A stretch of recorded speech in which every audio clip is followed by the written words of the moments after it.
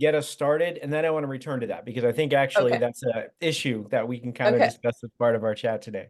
So we'll come right back to that. No Uh, problem. Hi, everyone. I'm Don Saucier. I'm the Faculty Associate Director of the Teaching and Learning Center. You found your way to our professional development series. I have a ton of announcements. So we're actually going to do the land acknowledgement first, and then we're going to get into some of those announcements. So Ashley, land acknowledgement, please. All right.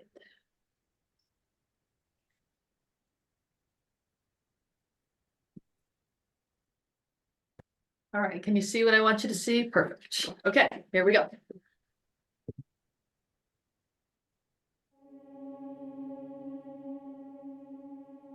As the first land grant institution established under the 1862 Morrill Act, we acknowledge that the state of Kansas is, historically, home to many native nations, including the Kaw, Osage, and Pawnee, among others. Furthermore, Kansas is the current home to 4 federally recognized native nations: the Prairie Band Potawatomi, the Kickapoo Tribe of Kansas, the Iowa Tribe of Kansas and Nebraska, and the Sac and Fox Nation Missouri in Kansas and Nebraska. Many native nations utilized the western plains of Kansas as their hunting grounds, and others, such as the Delaware, were moved through this region during Indian removal efforts to make way for white settlers. It's important to acknowledge this, since the land that serves as the foundation of this institution was, and still is, stolen land. We remember these truths because K-State's status as a land-grant institution is a story that exists within ongoing settler colonialism and rests on the dispossession of indigenous peoples and nations from their lands. These truths are often invisible to many. The recognition that K-State's history begins and continues through indigenous contexts is essential. Please remember These truths, because we still remember.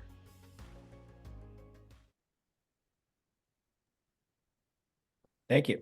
So we have a number of announcements. First of all, if you're coming to our professional development series and you're doing so consistently, you could potentially be earning a certificate for your efforts. So my colleagues have just dropped the information about the TLC Professional Development Certificate in there. That deadline is going to be coming up sometime in May. We'll target that deadline very soon. But that deadline is coming up in May. You can earn a TLC Professional Development Certificate as a GTA or as a faculty or staff member. If you are a faculty member, you also have the opportunity to potentially become a TLC fellow. So definitely check that out. I'll also remind you that all of our events are archived. They're recorded for asynchronous viewing, and those are available on our website. So if you have a colleague who wants to access our series but can't make this noon time on Wednesdays when we typically meet, you can point them to that and they can engage. We also have a number of super cool things kind of coming up. So first of all, in this series, sorry, I have many tabs open in the background for all of the stuff we have. In this series, next week, we will be having an event by Sarah Thurston and Stacey Bailey on supporting international students in the classroom. This is something we haven't touched on in our series, and I'm really excited that we're going to have that event next week. We also have several other really good events for the rest of the semester, so stay tuned and keep coming back. We also have, for those of you who are familiar with the Wakunzi Fellows Program, Wakunzi is kind of like teaching camp. What happens is it's on the shores of Lake Michigan. They have a scout camp, and teachers get to go for about a week and live in bunk beds and sleep in sleeping bags and all of this kind of stuff and eat in this little cafeteria and talk about teaching with very little access to Wi-Fi and things like that. It's a really cool thing. And we put out that information in our newsletter if you want to check that out. If you apply, the provost office is willing to support a little bit of your funding to go there. I think they'll pay for about half of what that experience would cost. I myself am a Wakunzi fellow, and it was absolutely fantastic. It was really just kind of good to go and just talk to like-minded teachers, kind of around the U.S. I don't know if it's international, but there's a possibility of that too. But people potentially all around the world coming to talking about teaching and sharing all of their stuff. So I really recommend that if you're interested. We also have our SOTL Showcase coming up. And if my colleagues can drop links to each of these things as we go through, that would be amazing. The SOTL Showcase will be coming up on Monday, May 6th from 1:30 to 4:30. And that's going to be in Hale Library, room 181. This is where we've had it the last couple of years. So this event continues, and it's awesome. If you would like to be a presenter at the SOTL Showcase, and SOTL stands for Scholarship on Teaching and Learning. So basically, if you're doing research on the teaching enterprise, this would qualify. But also, if you're just doing something innovative in your classes, this would also qualify. Ideally, there'd be some data to share. But if that data are student experiences, your anecdotal kind of descriptions, these are things that we would consider for mapping out our SOTL showcase. We have the opportunity both for poster presentations as well as for oral presentations. And it's a really great way to kind of network. And I'll be honest, we sometimes, after we go to that, we then invite people to do workshops because we want their 10-minute talk to become a 50-minute professional development event. So I highly recommend that either you propose or you attend that awesome event coming up later this semester. We also have, sorry, clicking to my next tab to kind of find all the stuff. Well, my next event is Andy Faber's talk later this week, and Andy is here. So Andy, would you like to do the announcement of your upcoming talk?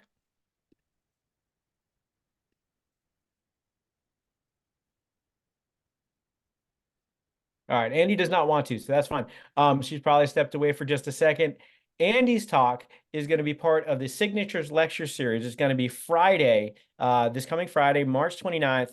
It's going to be from 3 to 5, and it's going to be, Ashley's just dropped in there. It's going to be in the Leadership Studies Town Hall.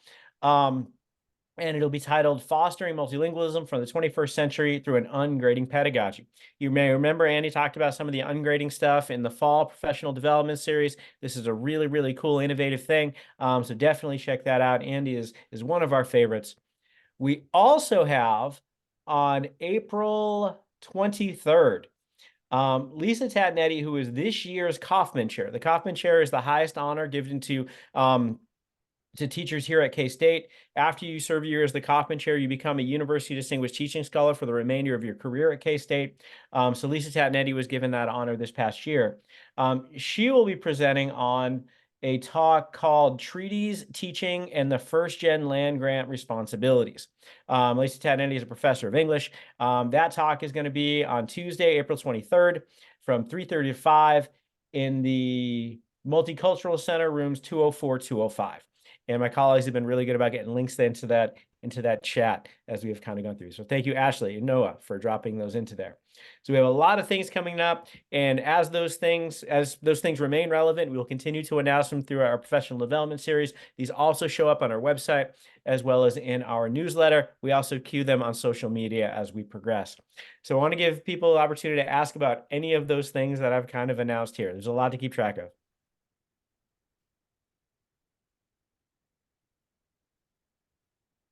All right.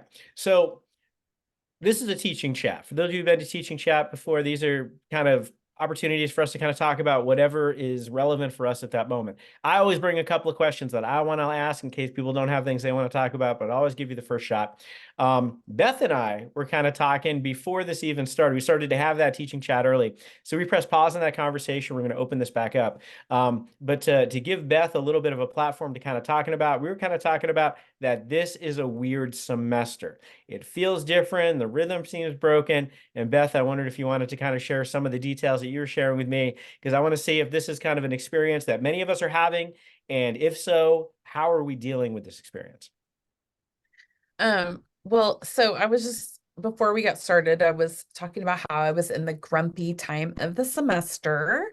And I even went back and watched Dawn's Sage on the Stage video about like how to handle the grumpy time of the semester yesterday, just because I needed some encouragement, maybe. But so the semester started really crazy, right? Like we had those weather events, we had a couple of snow days. And it's also, as the semester starts on a Tuesday instead of a Monday, because of Martin Luther King Jr. holiday, right? The spring semester always starts weird. And for my class structure, that throws my entire teaching cycle off already, because I have Monday, Wednesday classes and I have Tuesday, Thursday classes, and they're the same, right? They're the same class. I have multiple sections of that class over those 4 days. And so I try to keep the Monday, Tuesday group at the same place as the Wednesday, Thursday group, right? And so that Monday always anyway throws off spring. But then we have the two events, the two weather events. And so like we miss school on that first day of the semester. And then the following week we had another snow day, and At this point, there's a whole class I haven't even seen yet. That's only on Tuesdays, and it's their practicum experience. It's aligned with our block, so it's like their first internship in a sense. It's a field experience for them in the classroom. I should probably tell you, I teach in the curriculum and instruction department, and so I teach elementary education pre-service teachers, so that might help give you some context. So on that Monday where we had that snow event and ice, one of my colleagues that teaches classes alongside me in our blocks fell and broke her leg. And so in an effort to ensure that our classes that are back to back were delivered okay, we held classes virtually that whole week so that she could teach from home and we could stay together. So I had this class that I have not seen yet, and we've missed, Tuesdays already, and they're about to go into the classroom the following week, and I have not met with them at all. So we had to meet virtually. I basically had, yes, and the IT disruption. Okay, so that was a huge thing that second week, right? That Tuesday. And so here I am, I'm trying to get messages out to my students saying, we will meet, because the university said 2 days in a row, classes wouldn't start until after 10 or 10:30 or whatever. And my class starts at 8:30. And so then we have this IT disruption. I'm up at 5 o'clock that morning freaking out. And I can't get in, and my students can't get in. So luckily I had downloaded all of my students, the roster from each of my classes. And so I'm sending group texts you wouldn't believe. I've never done that before in my life, right? We will meet. Here's our Zoom link. Join me, But what I'm finding after all of this is that it's it feels very discombobulated this semester. My students feel like I've had more questions about assignments, more questions about what they should be doing, and more I didn't know I was supposed to do that in this, and I really am attributing it to the crazy start. At least that's what I'm going to go with right now. But I even feel that way as a teacher, right? I just can't catch up. I can't get my feet under me and on solid ground this semester. So I don't know if I wrapped that up, Dawn, or took way too much time, but there you go.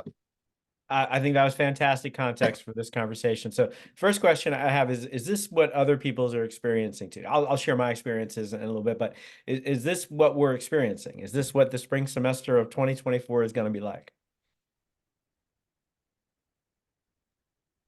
I'm not teaching this spring. I'm working full-time in recruitment, so it feels totally off to me, but that's to be expected. But my students who work here, because I supervise 7 students, I think it feels off to them. And I don't know if spring break is a week earlier than usual within the academic calendar, but a million years ago, spring break was more like 2/3 of the way through the semester, and it's crept its way towards closer to the halfway point, or feeling like the halfway point. And so, or not feeling like the halfway point when it is. And so students are just more like, aren't we close to being done yet? And we're not. And I'm wondering too, this year's seniors would have had, if they were at K-State their first year, that would have been the year that the whole year was COVID. And so they kind of started with such a huge disruption, their whole experience, or maybe it was their senior year in high school if they're juniors. But so many accommodations were made and they were necessary, but disruptions, I think people have gotten to be more empathetic and flexible, but we're not going to that extreme in terms of anything goes because we're in survival mode, because we're not in survival mode anymore. And so I think that that feels different. I think, oh, well, this huge disruption happened, so we're not doing things, right? We're going to shut things down. I had never experienced a shutdown in my life until COVID. And we're not really shutting down now, but for younger students, it might be well, if this big disruption happens, then we shut down or don't do stuff, right? That's what we do. So I wonder if that's playing into it. I'm not sure. Yeah, I will say that myself. It feels weird. But I'm attributing it to all things that are a little bit different this semester, and maybe they're just all converging. For instance, I've taught general psychology for decades, but this is one of the few times in my career I've taught it in the spring semester. I almost always teach it in the fall. And that is a class that is majority are first year students. And there's probably nothing cooler than teaching first year, first semester students. Now what I have are not first year, first semester students. I have people in their second semester at least. And what happened is there's a different vibe in that second semester than there is in that first semester.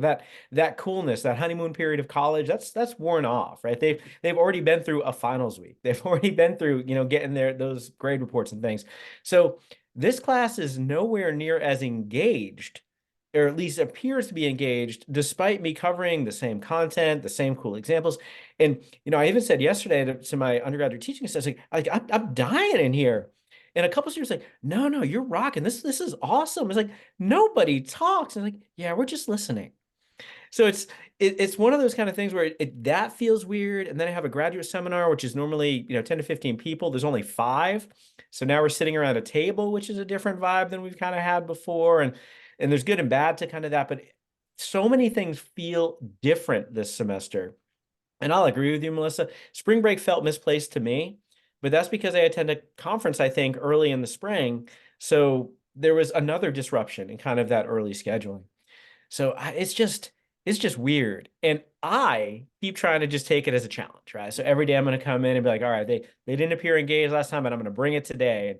And if it doesn't work today, I'm going to bring it next Tuesday or whatever it happens to be. So I keep trying to use it as a challenge, but we are in that grumpy time. And I also have, only a little bit of resources left too, to kind of do. And Melissa's kind of dropping in. They might have senioritis, they may kind of be running out the clock. And that is a real thing, right? We've done a video on that before. That is a real thing where students are like, I'm already into grad school or not. I've already had my job lined up for after graduation. And this is the last time I'm going to be with my friends in this situation. So I'm going to enjoy the hell out of that. So these are real things, and they're valid things. Like we experienced senioritis too when we were undergraduates. So it's rough. It's a little bit different. Are other people experiencing this too besides me, Melissa, and Beth? Like, what are we thinking?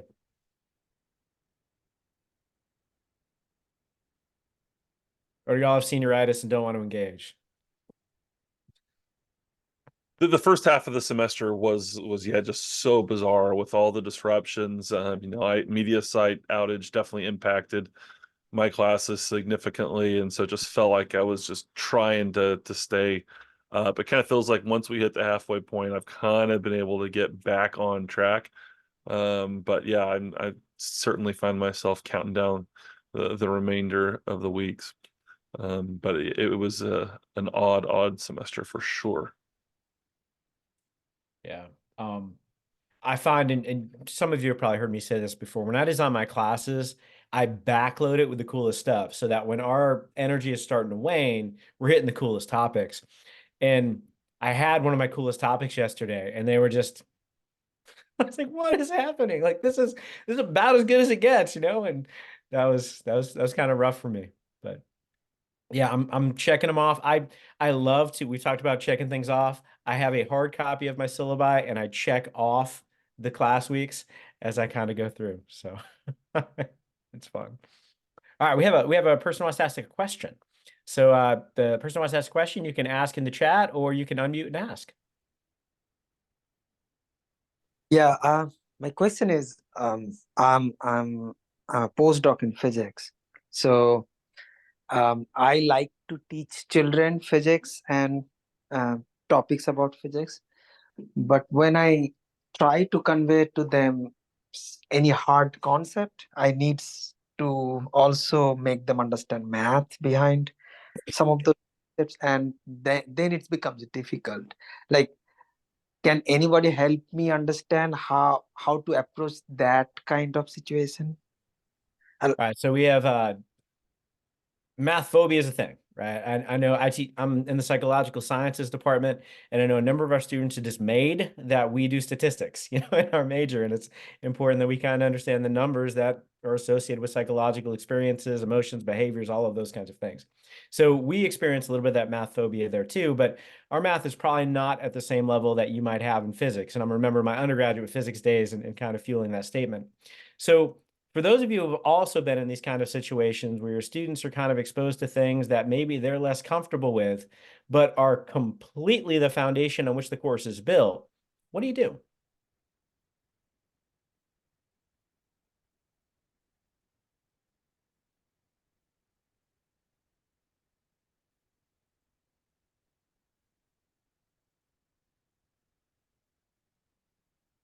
I have a clarifying question.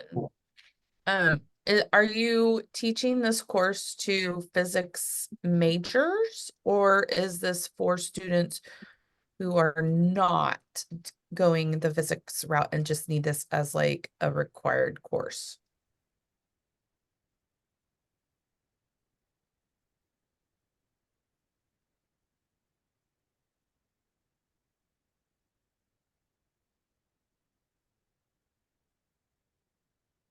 So perhaps Dr. Akram didn't hear the question, but let's assume it doesn't matter.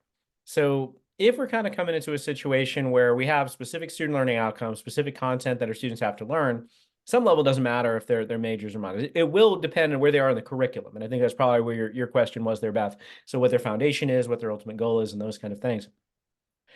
I think when I am thinking about the topics that are hardest in my classes, and when I'm teaching general psychology, classical conditioning and instrumental conditioning are some of the hardest topics. There's lots of terms. They're easy to confuse terms. There's lots of stuff to kind of get switched around and get wrong. When I tell my students that, reward and negative reinforcement are not the same thing, or punishment and negative reinforcement are not the same thing, their minds get blown because they think that negative reinforcement is a fancy way to say punishment. It's not. So there's a lot of kind of things that I kind of set them up for. So when I'm thinking about how I come into those days, when I know that they might be experiencing more difficulty than normal, one of the first things I'll tell them is, hey, today's going to be hard. There's going to be a lot of stuff going on today. There's going to be a lot of terms, there's going to be a lot of vocabulary, a lot of things that we can confuse. And I was confused by them too as an undergraduate. And I can tell you then from my experience that we're going to make it clear by the end. So what we're going to do is we're going to come in and we're going to handle this together. Because I've had difficulty with it, I can identify the difficulty and I can proactively deal with some of it. And then what you need to do is tell me where you continue to have difficulty, and then I'll deal with that too. So we're going to get through this together. You just got to stay with me. And what I try to do is kind of give them that kind of, inspirational pep talk, but also let them know if you're experiencing difficulty, that is normal. Because I find sometimes that when my students deal with hard stuff, when they hit a little bit of a roadblock, they go right to imposter phenomenon, right? I can't do this. I'll never get better. That fixed mindset versus the growth mindset. And they start to create that barriers for themselves. So let them know, as soon as you're getting confused, raise that hand, ask the question. I'm going to help you out. So letting them know that, I think, is what I'll try to do. Another thing, and I'm now quoting the great Greg Eislein. I quote Greg Eislein like every week. Greg Eislein has said that great teachers make the simple stuff hard and the hard stuff simple. And what he's basically saying, when you have kind of that easy stuff, good teachers add nuance, right? They kind of add complexity. They kind of add the additional factors. They add the additional applications. But the hard stuff, they find ways to make simple. So they look for those foundational concepts, those foundational connections, and the way that you can kind of scaffold that learning to the really hard thing. So taking it a little bit at a time is one of the things that I would do. Now, the follow-up question is, how fast do you teach them? If you have a class of 200, not everyone's going to kind of be with you. You've got to kind of decide for yourself, how many is enough, letting the others know if you continue to have issue. This is why I have student hours. This is why you have my email address. This is why we have teaching assistants, because we want to get you there. So if we can't do it in the class time, let us know, and we'll do it in those other ways that we support you. So that would be my answer to the question. I'm sorry, go ahead. No, I'm going to jump in. I like all those things that you shared. As someone who has been a classroom teacher and dealt with multiple levels of child, of students understanding, right, and having to scaffold. and understanding that there's a lot of mathematical things that have to be involved in that science and physics understanding. I think another thing that I would do in a class like that is to make sure that I have provided some resources that would support them in learning that math content or understanding the math concepts that are coming into play. So maybe each week, if you know you're going to be doing a specific activity that requires a certain math concept, if you could provide them with some resources that might be kind of like self-tutoring, like Khan Academy has some really great resources that can help them kind of go back to some of those concepts that they need. If you could find a few like videos or places where they could go to study up or refresh on those concepts before they come into class, that's an idea. Having a page in your Canvas course that would kind of capture, these are my go-to resources for, these specific concepts or for supporting you with this. That would be something that I would do. And then that would allow them like some responsibility in it too, to know that, oh, we're going to be talking about this week. I need to maybe go in and brush up on that or something. So Yeah, great answers, both of you.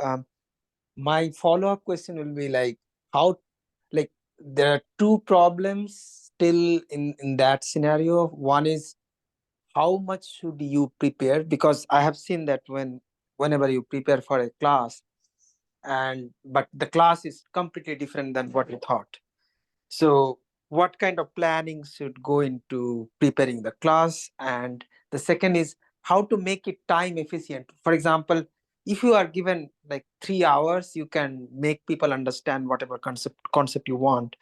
But when it's the time constraint is what makes the things difficult. So the time constraint, efficiency, and how much planning you should do before you go for the class. Yeah. I think those are excellent questions. Noah Rankin in the chat just gave an answer that I think is going to work well for one of your questions, maybe less well for the other. But Noah says he doesn't teach math courses, but based off his experiences as a student, he thinks it's helpful to, one, offer several in-class opportunities for students to practice the skills where the instructor can provide real-time feedback, and two, provide relevant applications of the physics concept to students' lives outside the classroom, e.g. future careers. So this is kind of getting at a little bit of your preparation side of things. So providing some context, providing some meaning, providing a little bit of where this is going to be relevant, where it's going to be applied, related to their personal and professional. It doesn't do as well for the how do we do this efficiently in class, because Noah's actually doing things that will probably take more class time. I think it's a good use of class time, but it is going to take a little bit more class time. I see Brandon's hand. I'm hoping Brandon's going to do a good job with this in just 1 second. But I will say that one of my goals as an instructor isn't necessarily efficiency. I realize that time is a factor and all of that, but I prefer to teach less better. It's something that is a real important part of my teaching philosophy is I'm going to focus on what I teach them learning well, rather than fire hosing them with a lot of things that they can't learn well, given the parameters I have in which to teach. But the setup of your class may not allow for some of the kind of things that I might do. So Brandon, I'm going to hand it off to you for your excellence.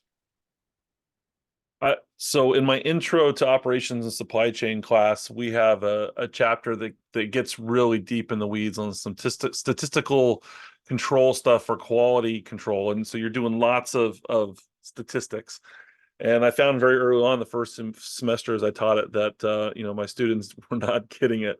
And I do an exit ticket at the end of each class so I could see numbers wise, like compared to where they usually were to like, they're like, I did not quite get everything you shared. And so, first off, one of the things I did is really tried to figure out what do I want to focus on. So to Dawn's point, I took some things out and said, okay, let's just try to teach teach less, better. I then ended up putting another activity the class before that lesson that was a hands-on. We're in class, we're breaking spaghetti noodles, we're measuring, and using that as a framework to say, okay, when we're talking about this variable here, that was what we were doing with the spaghetti noodles, to try to kind of help them connect these abstract variables and statistics to a process that we did in class. And now when I teach it, I always lead off that particular class still saying, hey, look, this is one of the hardest lectures of the whole semester. Statistically, I still see it. Like, you guys answer this question at the end of class. It's going to be hard. I'm continuing to try to adapt things, but please pay as much attention as possible and ask questions as soon as you have them, because if you don't, there's a good chance you're going to get lost, because past classes have gotten lost. And I also add, like, this statistic stuff, I did terrible at this when I was in college. I understand why it's hard, and I'm really trying to do my best to make it easier for you. But even with that being said, statistically, it's still one of the least understood lectures in my class. And every semester, I'm trying to tweak a few things to try to make it a little bit better and a little bit easier for them to understand. Thank you so much, Brandon. And the last question will be, these basically are helping me understand the situation. So thank you all. The last question will be how to organize the class if there are these kinds of difficult concepts involved. For example, I sometimes want to teach anyone physics with some free flow kind of thing. I don't like organize the class much, and some people like get that well and some students don't get that well. So I don't know exactly whether it's because of the organizing part of on my side, or what is hindering them from learning that concept. So I'm not expert in terms of this education, like giving training, giving education and things like that. What will be your like recommendation in terms of how to organize the class, how to structure the class from the beginning to the end? So Given Dr. that I have Akram, I noticed that that Tim Bolton's hand is up, and he might be responding to an earlier question. So I'm going to give Tim the opportunity to talk, and then we're going to talk about this organizing of the class from beginning to end. Is that okay? Sure. Okay, Tim.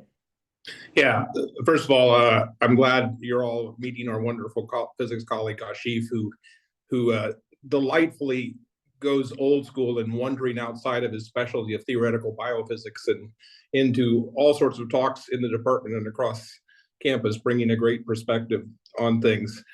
One point he brought up that really in a previous question, I'll just rephrase it a little different way, that really is a challenge in the sciences, and I suspect in other classes too, is the mismatch in expectations between beginning faculty, especially beginning faculty with an international background, as teachers and students, in terms of what the students are ready for. This is just, an enormous challenge in the sciences. It's one of the reasons why, TVALs tank in the first couple of years of beginning faculty, but it's this expectations mismatch, because the fact is, in some crude way, our Kansas students are not at the typical level of many other countries at the same stage of their lives.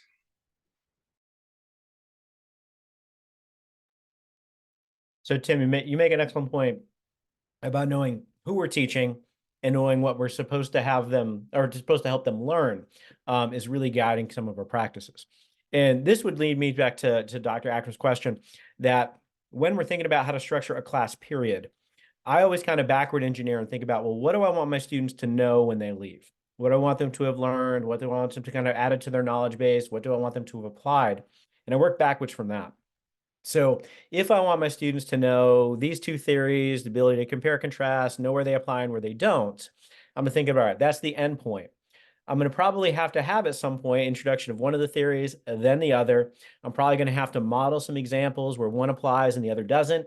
I'm probably going to have to introduce some terminology. And I'm probably going to start all of this with what I call a hook or an engagement trigger, where I'm going to give them part of the example to get them excited about what the application is going to be, or invite the controversy, or whatever that is. So I'm going to try to prime their engagement. I'm going to try to share with them some information.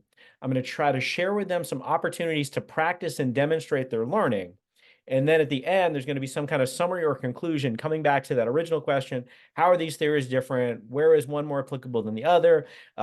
What is their value? How do we come up with? And then maybe even foreshadow the next class. So we've talked about these two theories. The third one's even better. See you on Wednesday, or something along those lines. So when I'm thinking about the structure, I'm backward engineering from the ultimate goal of that class period. And what I try to do is be relatively realistic about how far I think I can get them in that 50 minutes, 75 minutes, whatever that is, and understanding that sometimes my estimates are going to be off, and then I'll have to be flexible in that next class. Tim, I don't know if your hand is up new or if it's up from before. All right, it was up from before. Melissa and then Andy. Oh, and Melissa's hand came down.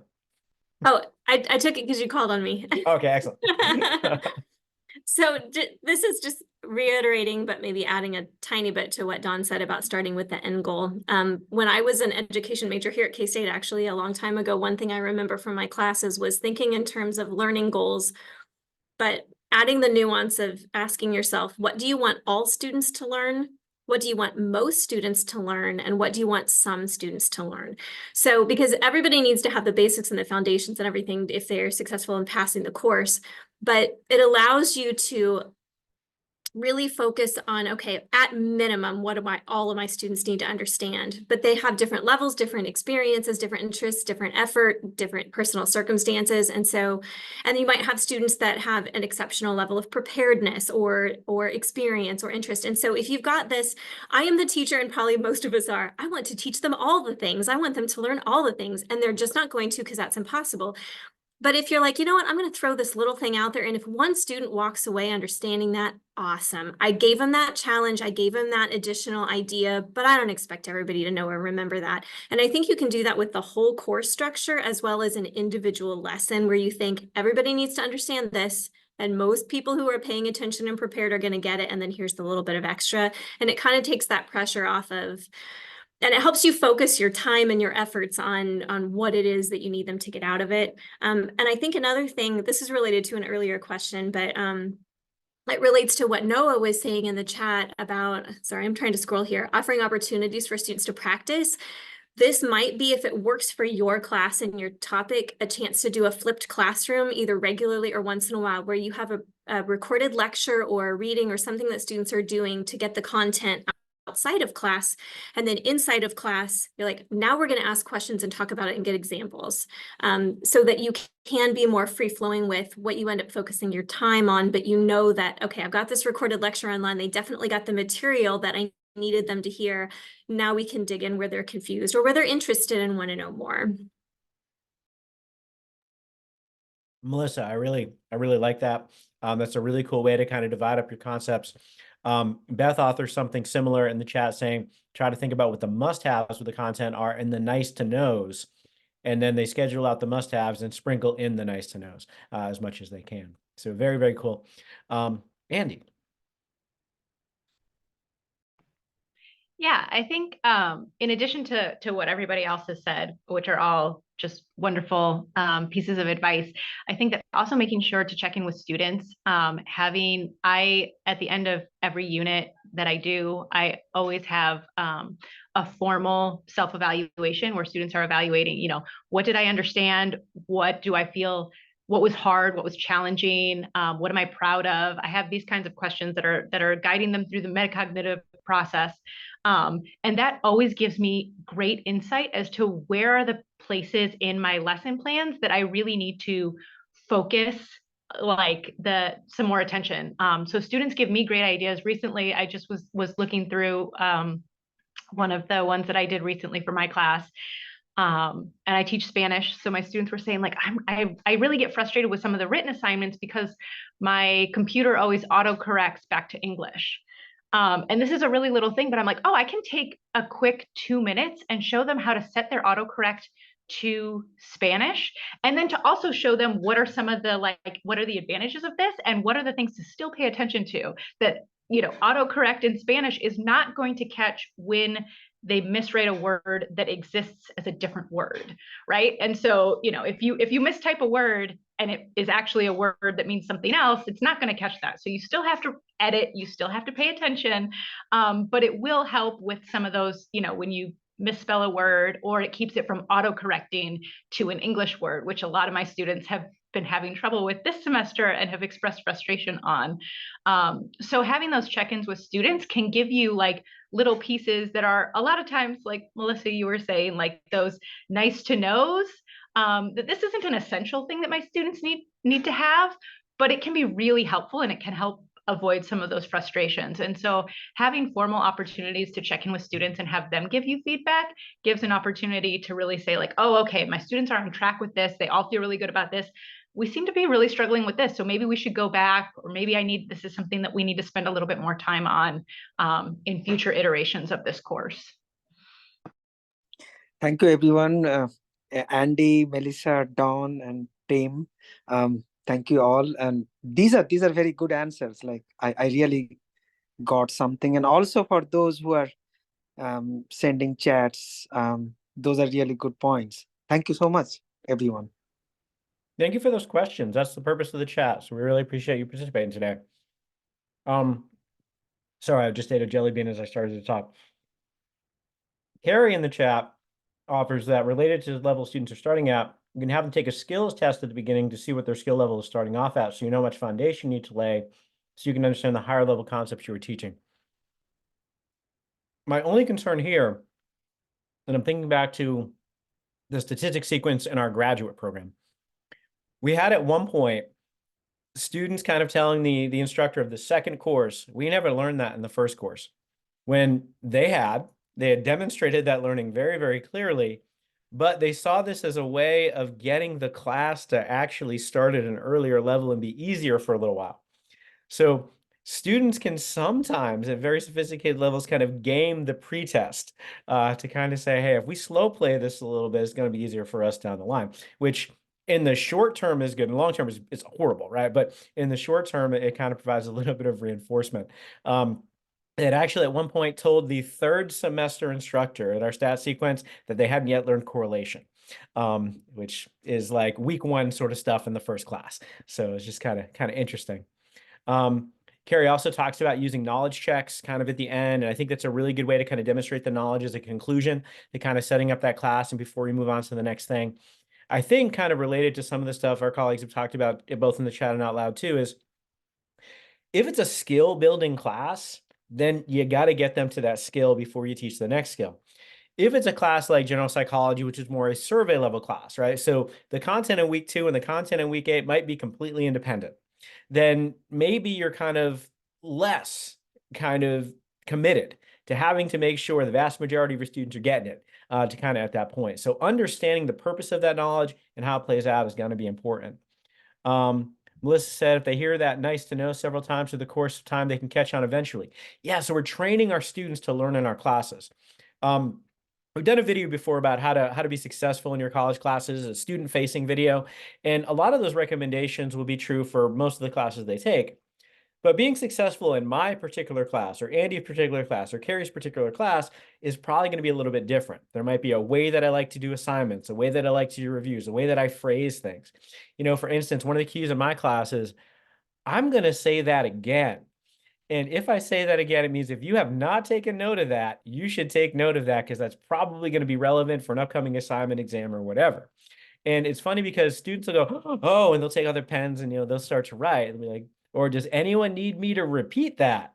Oh, and so it's these little cues that they've learned from me. That's Don's way of saying this stuff is really important. This is not a nice to know thing. This is a must know sort of thing moving forward. So letting our students know those things and getting to know that we're using those cues to support them, I think is really cool. And I think I lost track of the chat a little bit in there too. So other kind of comments regarding this or anything else? We're actually about 46 minutes into our chat, so we don't have that much time. So what other kinds of things do people want to talk about in our remaining time? And I have a couple questions for y'all if you don't, but what other kind of things y'all want to talk about? My questions will keep too, so don't worry about being polite. I can ask my questions another time. Yes, Sarah. Hi, everyone. So I have a question regarding potential changes in what you have already scheduled for the semester. So I teach proposal writing in fall semesters, and since students are literally overwhelmed with the whole topic of proposal writing because they struggle writing. So after like 4 years of teaching it, I came up with the idea of being very clear about what the students are expected to do every day, each week. Like they're meeting Tuesdays and Thursdays, what they are supposed to do in each. And I had also, since it was based on my experience, I had made this kind of very detailed schedule. And then above it, I had written that this is subjected to change depending on how you make progress. This is typical, but it is depending on how you make progress, and we will adjust as we go. And then they were really happy with this kind of very clear, detailed schedule, but they had provided a lot of comments on saying that the schedule kept changing and it was confusing. So I'm not sure how to make this balance when I had actually told them that this is typical and this is something that is subjected to change, and I adjusted it as we went depending on their progress. But they were not happy with it changing at the end, and made comments in my TVALs that the schedule kept changing. So I don't know how to make a balance or make it more clear, or how to communicate that with students. So who wants to start here? I have some thoughts, but what other thoughts do people have? So Sarah, you're in architecture, right? Landscape architecture. Okay, that was my sister's degree. And I supervise a current architecture student. So one of the things that he said to me at one point, I don't know if he's one of your students or not, but was having the major deadlines be reliable is really helpful. And then having those kind of touch points in between as kind of optional was really helpful. So that's one student's perspective. I know you've got those ideas, but I also think just kind of from a human psychology standpoint, I think that change is hard and people don't like change, and you're dealing with just the overall human nature of people don't like change and they want it to be predictable and reliable, and it's hard when it's not, and that creates anxiety. So to a certain extent, depending on how much you're changing and how much notice you're giving the students and how much you're telling them, it sounds like you're telling them from the beginning, this is subject to change. It's going to adapt and be flexible. That's what happens in the real world. You know, this is going to prepare you in other ways too. A certain level of discomfort with that is just going to allow them to grow. So I've seen this graphic where it's like you've got this level of, if you're super comfortable, you don't grow, or if you don't feel safe or you're way too uncomfortable, you also don't grow. But that middle zone of you're not in harm's way, and it's not unsafe, and it's not like way up here with the stress, but it's uncomfortable. It's a little stressful. That's when people are growing. So it may just be a matter of acknowledging that with your students. Is this level of discomfort appropriate? There is going to be some, this is going to be hard. Change is hard, but it's important and you're going to get better. That it may be going better than you think, or they just are learning those adaptive skills. Thank you. Thank you, Melissa. That was fantastic. Beth. You're muted. Sorry. So part of so I have a curiosity, number one, when you're changing it, have you had it, has it been in Canvas the whole time, like all of this, and then you're switching things and changing deadlines, or is it just something that's been written like in a course schedule on the syllabus? And then I'm going to respond because I have a. So, what happened was that when I met with them, for example, today is Tuesday, and I see that they are behind and they are not able to meet my scheduled assignment for Thursday, I say, okay, let's do it. Let's have it next Tuesday. And I asked them to update it in their notes. So that was how I communicated with them. Okay. Have they been, okay. So I'll just explain why I'm asking this. So one of the things, when I first started teaching, I was all about like, I wanted this inquiry-based nature. I teach science for the elementary. I wanted students to understand what this felt like. I didn't want to give everything away all at once. And Some of my students were okay with that. Like they were okay with me not having published like all of their assignments and knowing ahead of time. And other students were not okay with that. And so the next semester, I tried to be different and I tried to go with what some of the students had asked for the last time. And I published everything at the beginning of the semester. And so then their to-do list was a mile long, right? Because it's showing everything for the semester, and that created major anxiety. And it also created issues when I changed things, right? And I was like, oh, we're not going to do this. Oh, so what I do now, and this has worked very well the last couple of semesters, is in my syllabus, I have a course schedule, and it gives the topic for the week, it tells the focus question, and it tells the potential tasks. And I have that disclaimer, like this is subject to change based on, response to your needs and other events, right? Like snow and things like that may happen. And then I go in at the beginning of every week then, and I publish what I expect for that week. So they have a course schedule that kind of lines it out a little bit. They can expect this to happen. But then on Sunday, I go in, I send an announcement, and I'm like, hey, this week we're going to be blah, blah, blah, blah, blah, blah, blah, blah. And then I share what's happening for the week, and the assignments then become part of their to-do list that week. The students have had a really great response to that, because it's number one, it's just right there for that week. They know, and they're not overwhelmed with a million things that, are sitting on their to-do list. That to-do list is a big deal to the students. I have found that out. So I don't know if that would help any, or if that is similar to what you're looking at, but that definitely helped me. That's a great idea. My question is that, so I didn't have to-dos as assignments on Canvas.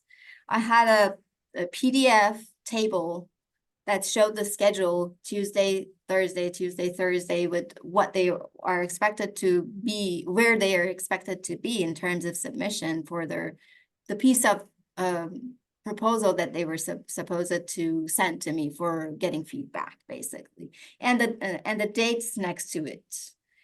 And maybe that's another thing, that maybe if I don't know, if not showing all the details from the beginning of the semester and my detailed course schedule would be easier and maybe give them less anxiety. Maybe keeping that detailed one for you to kind of give you that baseline of where you want to be. Because I have that. I have a very detailed piece that has lots of notes on it every semester. Like I go in every week and make lots of notes, but they have more of a broad, like brushstroke kind of perspective of what's happening each week. Yeah, Thank I'll you. say everything Beth said was absolute. Do every recommendation that Beth had said. That is a perfect answer, I think, in this situation. The other thing I would kind of put out there, a couple extra thoughts, is one, you're making changes to support their learning. So that is something I would make very, very clear. I'm pushing this deadline because we're taking a little longer to master the topics. So I want to be fairest to you in evaluating your learning. So I would be very, very clear. These are not changes because you're inconsistent or unpredictable. These are changes based on their progress, and you're making these changes to help them. So that is something I would absolutely do. I'll also say, Beth was kind of talking about like putting all the stuff out early has unintended consequences. Noah and I put out some stuff early, and students did them before they were supposed to. And then what happened is they weren't actually demonstrating the learning because they hadn't learned it yet. And that created some issues with a student in one of our classes. So I think kind of letting them know what is immediate is important. The other thing I wanted to add, I've done this in a couple of the graduate seminars I've taught, is I've sometimes come in with sort of a blank syllabus kind of in that first week and saying, this is the overarching kind of goal of the seminar. These are the kinds of things we're going to do. But we're going to build the syllabus together over the course of the 16 weeks. And I will issue the syllabus during finals week. And then what happens is we've actually, because a lot of my classes are about creating courses and things like that, we create the course together. And then at the end, they have the syllabus. So it's something that's kind of an extreme manifestation of, I don't know what we're going to be doing. It kind of depends on us. And that's a really kind of different way to kind of approach it. But I've had some success with that with my graduate cohorts. I don't think an undergraduate cohort necessarily, especially early on in their college career, lower level, that may not work.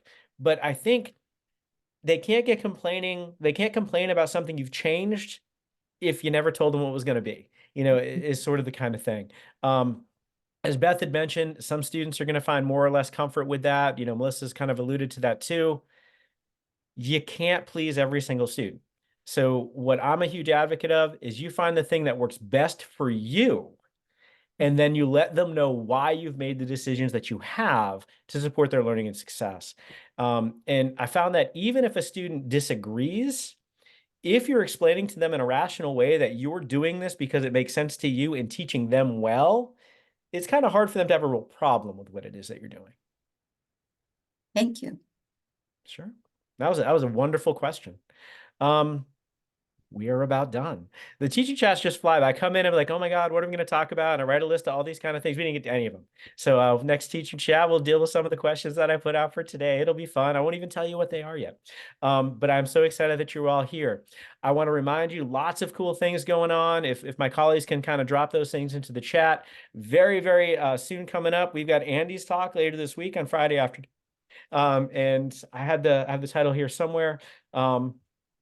Sorry, did you know the title off your head, Andy?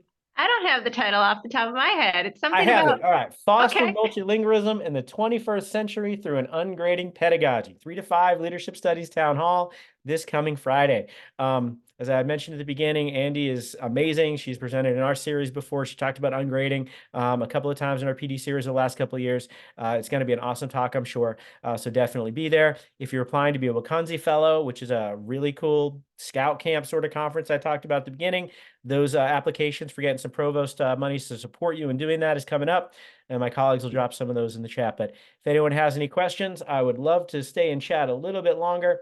I'll remind you, next week, Sarah Thurston and Stacy Bailey are going to talk about supporting international students in the classroom. As always, thank you for being here and taking an hour to spend time with us during the grumpy time of the semester. So it's great to see you all. Have a great rest of your week. Thank you. Thank you.